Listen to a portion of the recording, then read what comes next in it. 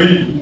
La première partie à gauche. Oui. C'est là-bas on a les items qui vont nous permettre de répondre aux 3 questions. Oui. Quoi, quand et où. Oui. Et il y a la deuxième partie. À droite. Oui. Mettre à jour. Fichier, mettre à jour, fichier, option ou télécharger. D'accord? Et vous voyez, les données qu'on a utilisées viennent ici pour nous dire que vous aurez en colonne ça, vous aurez en ligne ça. Et au niveau de filtre, ça ne veut pas dire que le filtre n'est pas pris en compte. Tout à l'heure, le tableau que je vous ai montré sur tableau rapport standard. Vous avez vu sur l'antenne, on a regroupé les postes de santé. Parce qu'en concevant le tableau, on a laissé les unités d'organisation au niveau de filtre. Il le met toujours en haut du tableau. Pour qu'on puisse l'afficher à l'intérieur du tableau, il faut toujours le mettre en colonne ou en ligne. D'accord? Donc maintenant, je dis tout à l'heure, pour concevoir un tableau croisé dynamique, il faut toujours avoir les items à gauche. Données, c'est le poids, période de quand et unité d'organisation de où. Dans données, on a des étapes à respecter pour pouvoir afficher le résultat. D'accord? C'est d'abord de définir l'élément, si c'est un indicateur, un élément de données ou un ensemble de données. L'élément ou l'ensemble de données ou l'indicateur que l'on cherche se trouve dans quel groupe? On choisit le groupe. Après, dans ce groupe-là, on cherche l'élément ou l'indicateur ou l'ensemble de données. On va sélectionner et on le fait passer de la gauche vers la droite. Donc, on le sort du banc pour le mettre sur le terrain. D'accord? Donc, ici, on va cliquer sur données pour répondre à la question quoi? Et quand on clique sur données pour répondre à la question quoi? Type de données. Je l'ai dit, première étape, c'est de définir le type de données. Et quand on clique sur la flèche, il nous donne tous les indicateurs, éléments de données, ensemble de données, éléments de données, événements ou indicateurs de programme. Nous, on a besoin d'indicateurs. On peut aussi avoir besoin d'éléments de données. D'accord? Mais ici, on va choisir de travailler avec indicateur. Donc là, je clique sur l'indicateur. Et qu'est-ce que j'ai juste appelé? Groupe indicateur. Reviens sur type de données. Clique sur élément de données. Qu'est-ce qu'on a? Groupe élément de données. D'accord? Donc on revient ici, on clique sur groupe indicateur pour ensemble de données si vous voulez, pour voir aussi l'exemple. Ensemble de données. Il vous demande dans quel ensemble. D'accord? Donc là, on revient sur indicateur. Et on nous demande, c'est un indicateur, mais l'indicateur que vous cherchez se trouve dans quel groupe?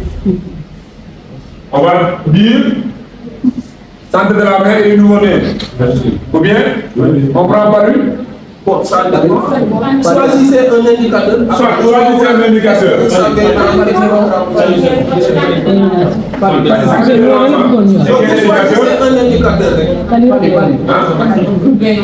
Élimination. La supplémentation en vitamine.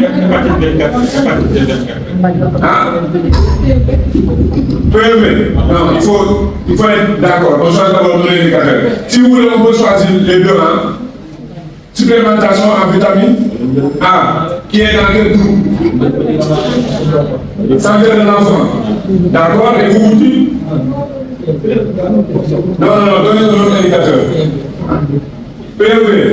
Donc vous voyez que c'est dans deux groupes différents. D'accord? Donc, on va voir dans le premier groupe.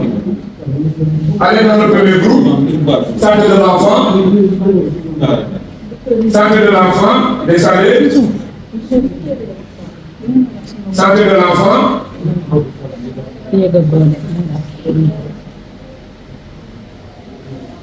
Encore. Santé de l'enfant est vrai. Avant, non, c'est l'autre.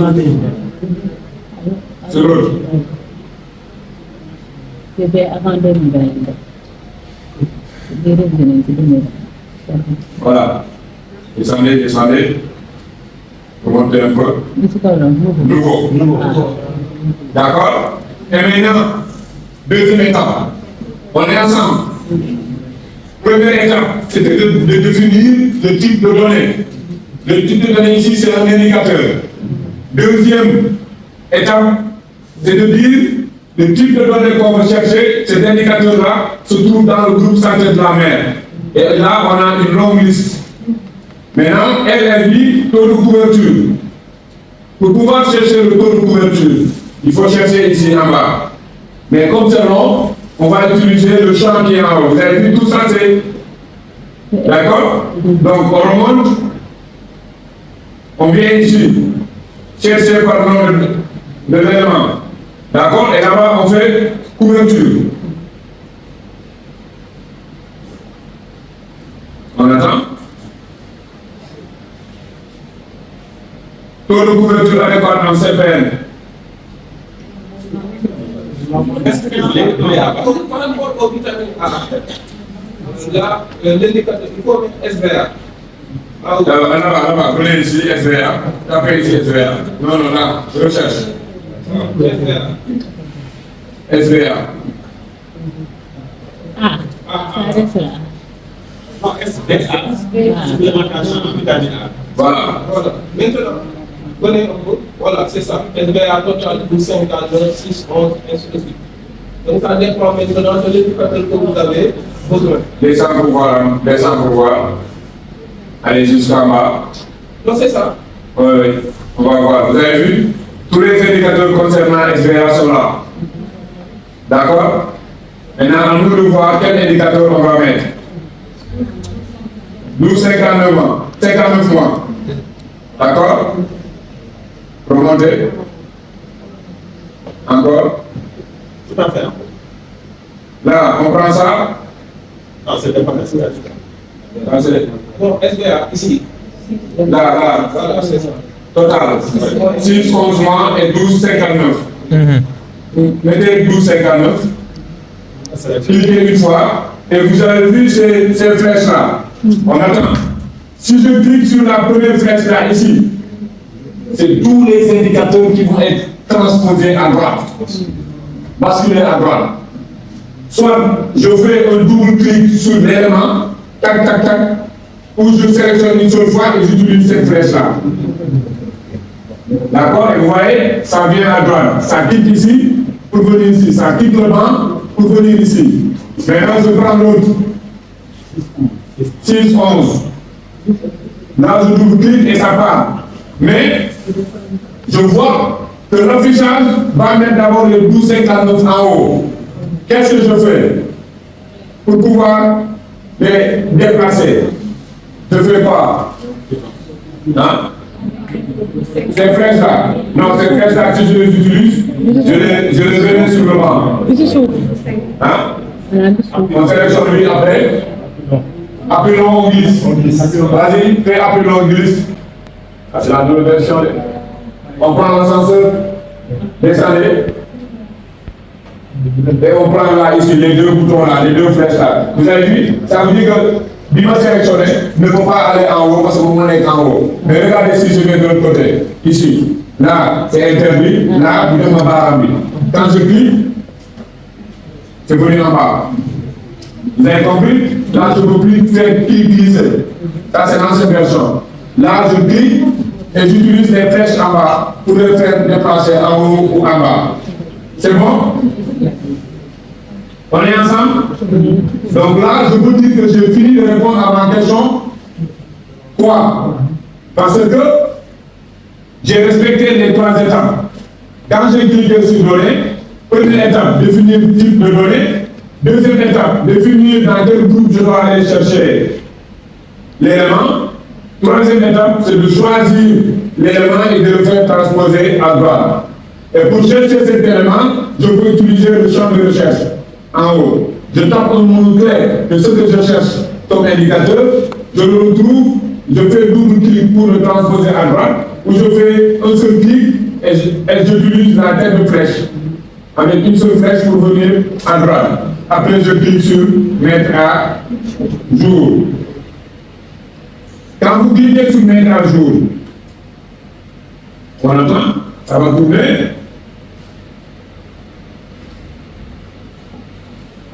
C'est la connexion.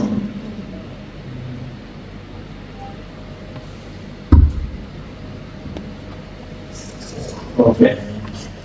S'il vous plaît, qu'est-ce que j'ai dit au niveau de la période?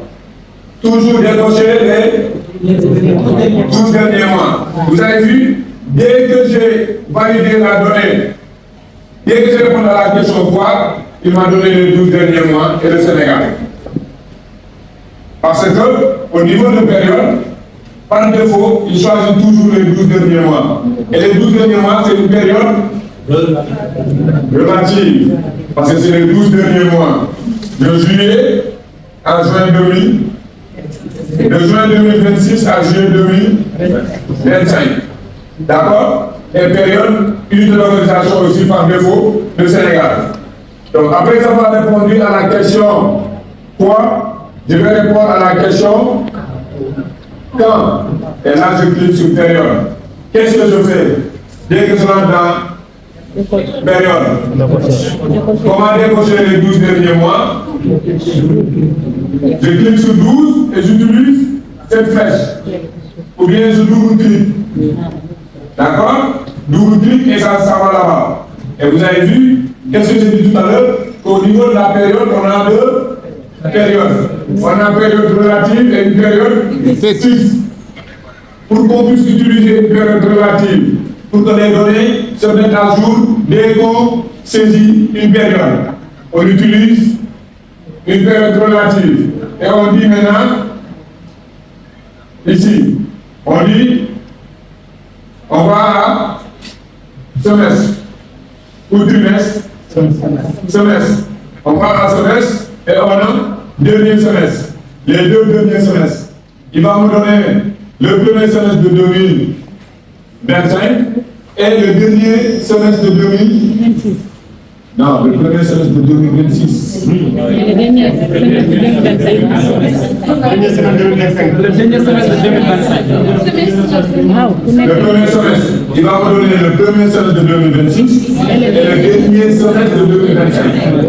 C'est ça. Les deux derniers semestres. Les deux derniers semestres. C'est le dernier semestre de 2026 et le dernier semestre aussi de 2025.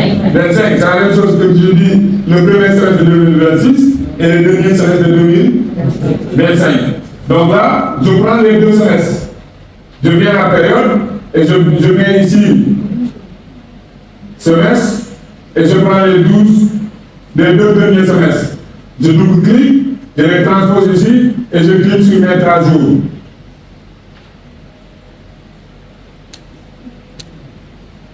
Vous avez vu? Là, il m'a donné 2025 et il m'a donné 2026. D'accord? Donc là, si je finis la saisie le 1er janvier 2027, j'aurai les deux semestres de 2026. D'accord? C'est bon? On continue. Là, maintenant, je viens à une autre organisation pour répondre à la question où je clique là-bas. Quand je clique, la première chose à faire, c'est de décocher une organisation de l'utilisateur. Pourquoi? Parce que le tableau que je vais concevoir m'appartient moi. Je vais choisir la structure que je veux. Mais si je mets unité d'organisation de l'utilisateur, je coche ici et je coche ici. Si c'est le district qui ouvre le tableau, qu'est-ce qu'il verra? Il va voir le district et les postes en même temps sur le tableau. Si c'est le poste qui ouvre ici, qu'est-ce qu'il verra? Les postes et les cases. Pour le même tableau. Si vous l'ouvrez, chacun de vous verra son centre de responsabilité et ses enfants. Parce que j'ai coché les sous-unités de l'utilisateur. les sous-unités de l'utilisateur. Par contre, si je m'arrête juste à une des organisations de l'utilisateur, moi, c'est le Sénégal.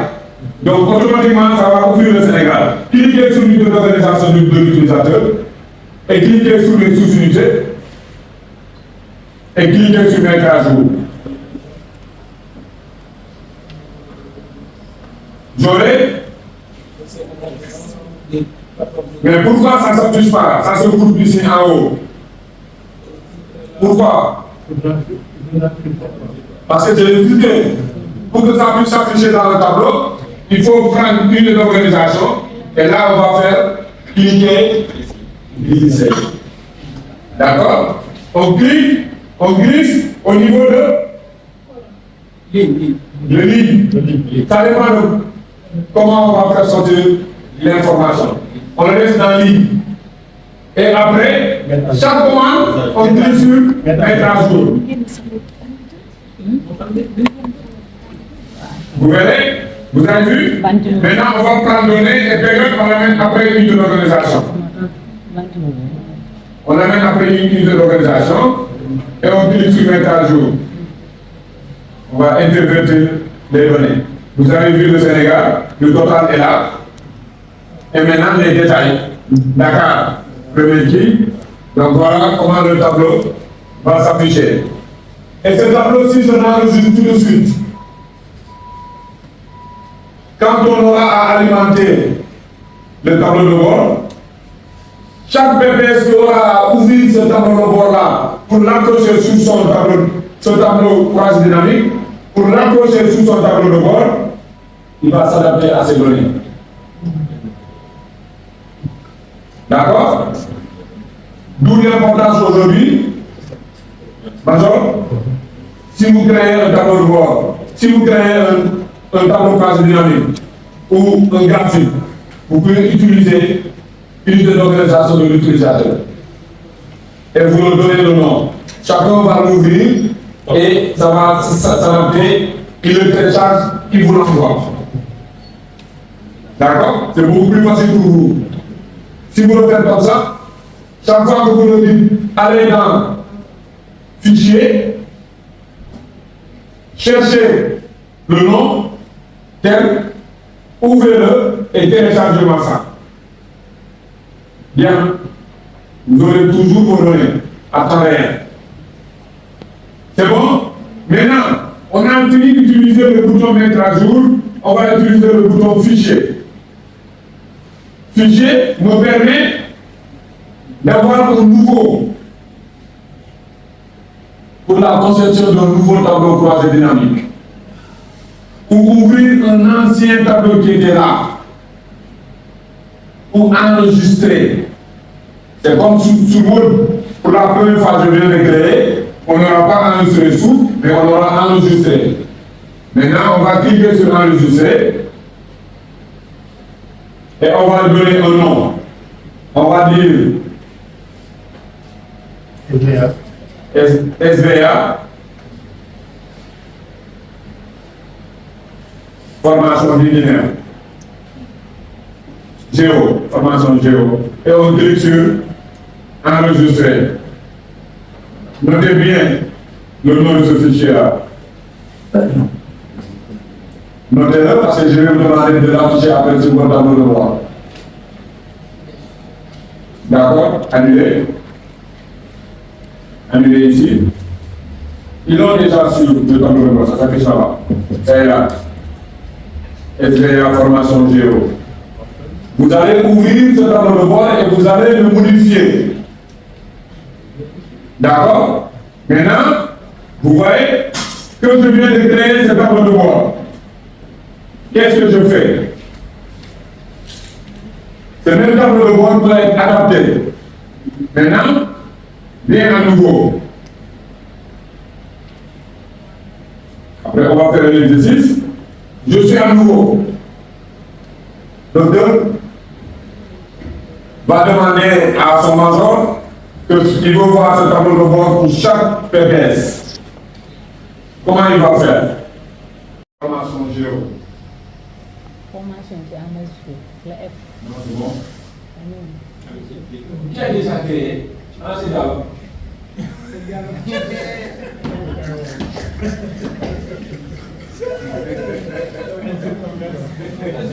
Diallo, j'ai dit 45 degrés, toi tu 120 degrés. D'accord? Donc ici, je vais. Et là, maintenant, je vais cliquer sur SVA. Quand je clique sur mon dossier, pour pouvoir faire des modifications, je reviens sur unité d'organisation. Je décoche les 12 derniers mois. Je clique sur Kaolack. Je clique sur Kaolack.